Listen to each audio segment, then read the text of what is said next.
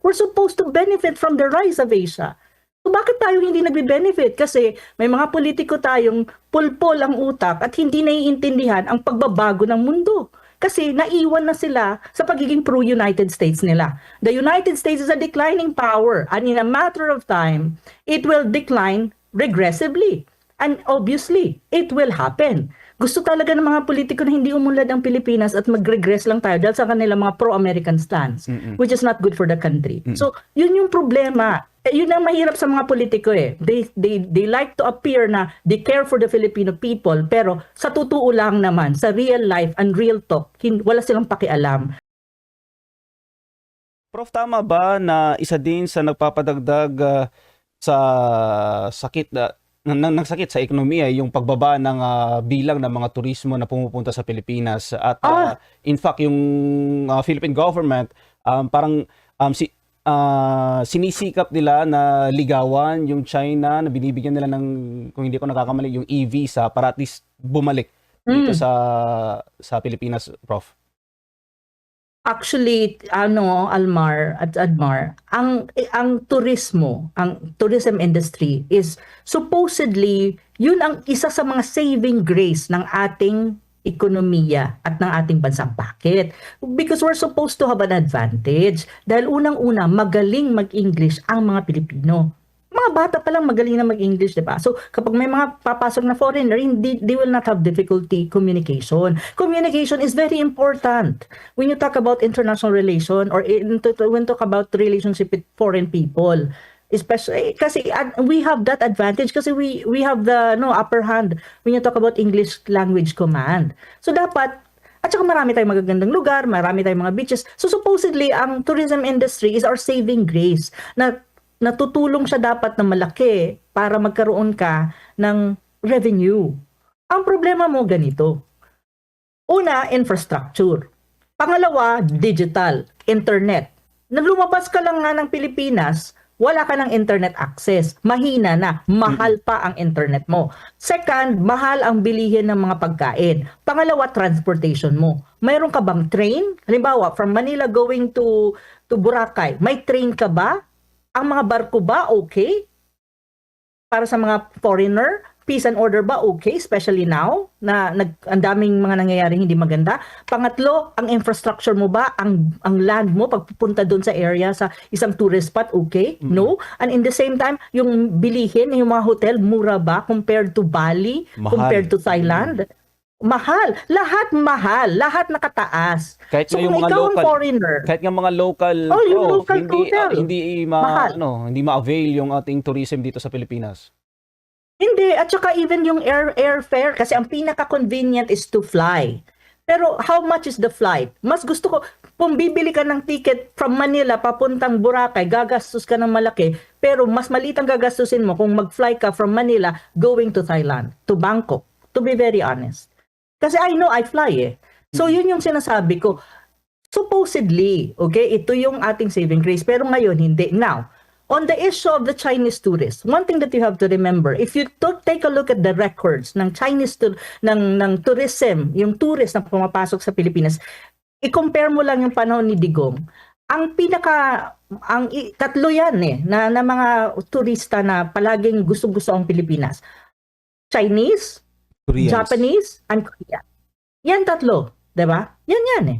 At sila din naman mga pera. Kasi kung magpapaturist ka, huwag kayong mga backpackers kasi walang pera yon. Kailangan mo yung mga turista na may pera para gagamitin nila, maggagastos talaga sila sa atin, and it will benefit and we gain revenue. It will benefit the local economy kung saan pupunta yung mga yan, at it will benefit the national economy. So, the national level. So, tatlo yan na if you really track the tourists sa Pilipinas na gustong-gusto ang Pilipinas pumuntahan, yung tatlong yan, East Asian countries ito eh. China, mga Chinese, Japanese, and South Korean. So ngayon, okay, may South Korean ka pa, mayroon ka pang Japanese kahit pa paano. Ngayon, ang Chinese is a big market for tourism. Hindi na. Matumal na. Bakit? Sino namang Chinese ang pupunta sa Pilipinas na kapag pumunta ka, either kikidnapin ka tapos ransom. Pangalawa, either tawag nito, iti-term ka nilang spy. Kapag pumunta ka dyan, nagbabakasyon ka lang naman, i-term ka nila ng spy. At sinong gumagawa nun? Our government agencies, relevant agencies, the security sector. So kung ikaw ba naman ang Chinese, pupunta ka doon, wag na. Kasi pwede naman sila pumunta ng Bali or ng Thailand. Hindi sila talaga pupunta. Pangalawa, paano naman pupunta ang mga Chinese dyan? May mga tulad ka ni Tariela na ang kanilang top leader ay ginawang karikature. At nilalako sa mga university or sa isang university, ay alam ko marami pa yan kasi ang mga kaibigan ko sa mga university nagfi-feedback sa akin, nilalako nila. Do you really think? They don't really understand the Chinese. They the Chinese really, they have a high respect and high regard for their leaders. They respect them so much that if they see them being maligned in other countries, they will respond. And like for example, tourism, day sila pupunta dyan. Kasi ibig sabihin, wala kayong respeto sa aming leader. Paano kami pupunta sa inyo? Hindi nyo nare-respeto ang leader namin. So if you have this kind of personality, hindi nga political personalities na Riela ano siya di ba, a man in uniform. Kasi Coast Guard yan Commodore Puno. Di ba? At saka ano daw siya? Spokesperson ng West Philippine Sea whatsoever. So kung mayroon ka mga ganitong personality, do you really think the Chinese will go to the Philippines and spend their money? With all of these things as may ano ka pa, word war with Chinese embassy and the politicos that we have that, they just want to use the China card for their political grandstanding para lang feeling nila, nationalistic, pero hindi naman. Jingoism naman yan. Diba? Kasi hindi nila naiintindihan kung anong national interest ng bansa at kung anong impact nito sa ekonomiya at sa ating bilateral relation with China, that you cannot ignore China. The rest of Europe is already negotiating and even coming to Beijing to talk to China for trade and investment. Ang Pilipinas, anong gagawin mo? Diba? I mean, come on, give me a break. Look at the world and what is happening to the world right now.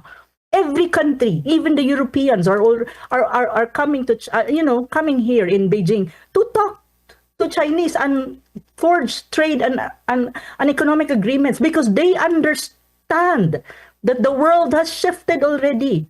There's a rising superpower and it has risen already in the East. It's the Asian century. And supposedly the Philippines should be part of that kasi we're part of Asia. We're supposed to benefit from the rise of Asia. So bakit tayo hindi nagbe-benefit? Kasi may mga politiko tayong pulpol ang utak at hindi naiintindihan ang pagbabago ng mundo. Kasi naiwan na sila sa pagiging pro-United States nila. The United States is a declining power and in a matter of time, it will decline regressively. And obviously, it will happen. So tayo dapat we benefit from the rise of Asia because we're Asians, we are part of Asia. And in that rise of Asia, you need to recognize China is at the helm of it. You have China, you have India, and the rest of ASEAN. ASEAN also is part of it kasi ASEAN is one of the biggest economy as a whole in Asia. And we're part of ASEAN. We're Southeast Asians. So bakit hindi naiintindihan yan? Gusto talaga ng mga politiko na hindi umunlad ang Pilipinas at mag-regress lang tayo dahil sa kanilang mga pro-American stance, which is not good for the country. So yun yung problema na kailangan maintindihan ng mga Pilipino para naman magkaroon ng pag-asa ang ating Pilipinas, ang ating bayan. Kasi ang hirap, yun ang mahirap sa mga politiko They like to appear na they care for the Filipino people, pero sa totoo lang naman, sa real life and real talk, wala silang pakialam. Ang kapakialam na nila yung kanilang sariling interest, ang kanilang kung mananalo sila sa eleksyon, at saka kung mayroon silang mahihita sa mga patron nila. Yun. Prof, nabanggit mo na rin yung mga politiko. Last na lang bago ko ibalik kay Admar. May hashtag si Senator Risa Ontiveros na hashtag atin ang Pinas. Sa monitoring mo ninyo, Prof, sino bang gustong mag-agaw, sino bang na-monitor ninyo na may gustuhang agawin yung Pilipinas? That's so stupid, to be very frank. Coming from a senator, a sitting senator, that's so stupid. I'm sorry, Senator Risa. Walang umaagaw sa Pilipinas. Okay? Philippines is recognized in the international community and even the United Nations as a sovereign state. No one is saying na inaangkin ng Pilipinas. At to be very frank, sino ba sa mga bansa sa mundo aangkin sa isang bansa na kahit nga tayo, alam natin malaki ang problema natin as a country. Malaki ang problema natin as a country. Well, di ba? Alam naman natin yung huwag tayo magbulahan. Lahat ng tao sa mundo, alam nila kung ano ang sitwasyon ng Pilipinas. Do you really think there are countries in this world na gustong angkinin tayo, tapos kukuha sila ng bato na ipupukpok sa ulo nila? Diyos ko, walang ganon. Ang mga bansa sa mundo ay hindi stupid. So for me, to be very honest, just for her to have a hashtag, may ganito, my God, I expect a lot from her as a sitting senator. So dapat naman, kung tatakbo siyang presidente, gandahan niya ang kanyang mga naratibo para hindi naman kawawa ang mga Pilipinas at magkaroon naman ng higher discourse given na senador siya. Yun ayun lang mapapayo ko sa kanya. Walang umaangkin sa Pilipinas. The Philippines, as far as I'm concerned, as far as the United Nations is concerned, is a sovereign state at walang umaangkin doon. Isa lang naman ang bansa na gumagamit sa Pilipinas talaga. At alam niya yun, dapat. Kasi before, aktivista yan eh. Alam naman niya dapat kung sino ang dapat niyang ituro na umaangkin sa Pilipinas or using the Philippines as a strategic pawn in the overall geopolitical rivalry between superpowers at the moment. And that's the United States. But even then, the United States, hindi nga inaangkin ang Pilipinas, to be very frank, semi-colonial nga. Influence, not subjugation. Hindi nga pinopronounce nila inaangkin, but they are using our country as a strategic outpost against China in this overall geopolitical competition na mayroon itong mga superpowers na to, na hindi naman tayo dapat makialam kasi hindi naman tayo superpower. Diba? Nakatungtong ka lang kay Uncle Sam, hindi ibig sabihin na ikaw na si Uncle Sam. Yun eh. So, kaya hindi ko siya maintindihan. Bakit ba siya nag-hashtag ng mga ganyan? Anong purpose niya? To generate what? Sympathy? To tell to the whole world na nationalistic siya? My God, Filipino people, maybe they will, unang tingin nila oo nga. Pero pag nag-isip-isip ang mga Pilipino, alam nila, hindi, hashtag lang to. Wala yang laman. Kumbaga sa Bisaya, waray sulod. Sa waray sulod iton. So asya ito hiya. Kumbaga, asya iton.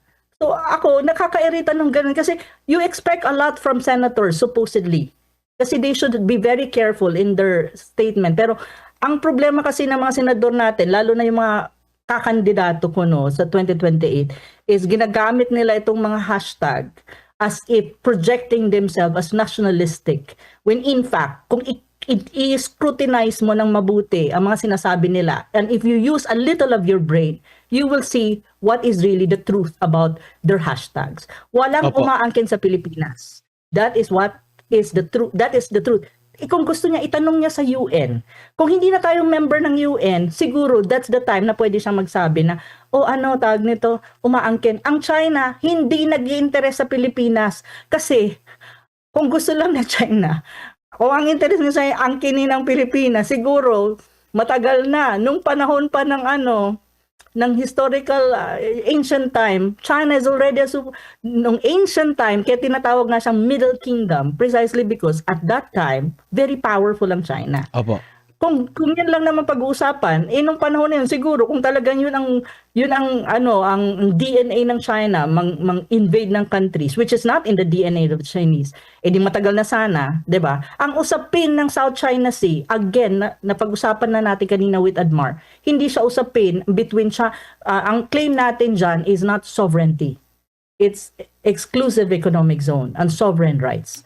At in-explain ko na rin na magkaiba ang sovereignty at sovereign rights. And even yung exclusive economic zone, Admar, to be very frank, nagsulat nga ako ng aking articles on that. Sabi ko nga na even the so-called economic zone or exclusive economic zone must be properly understood. Sabi ko sa article ko, the award recognized EEZ rights in principle. But these rights are not absolute because the waters involved are subject to overlapping claims by China, Vietnam, Malaysia, and Taiwan. Under international law, overlapping EEZs must be resolved through delimitation agreements, not unilateral enforcement.